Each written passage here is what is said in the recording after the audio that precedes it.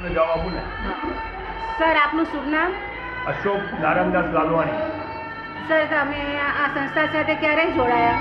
અમે 25 વર્ષથી જોડાયેલા જ છીએ આ સંસ્થામાં. ને આ સંસ્થા શરૂ કરવાનો ઉદ્દેશ શું હતો? આ સંસ્થા લોક સેવા મંડળ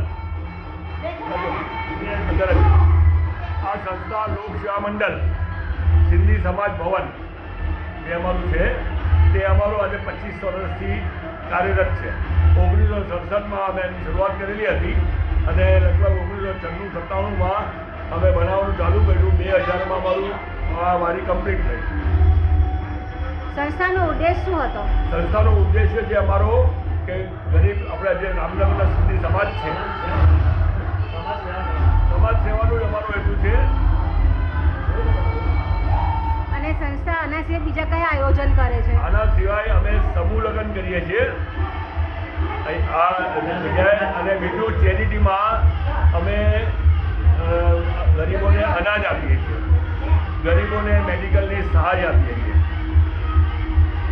ધન્યવાદ. તેના પછી ઘણા વર્ષમાં 3-4 વખત અમે બ્લડ ડોનેશન કેમ્પ છે ને બીજા પણ સમાજના કાર્યક્રમ હોય છે અમારા, તે અમે કરીએ છીએ.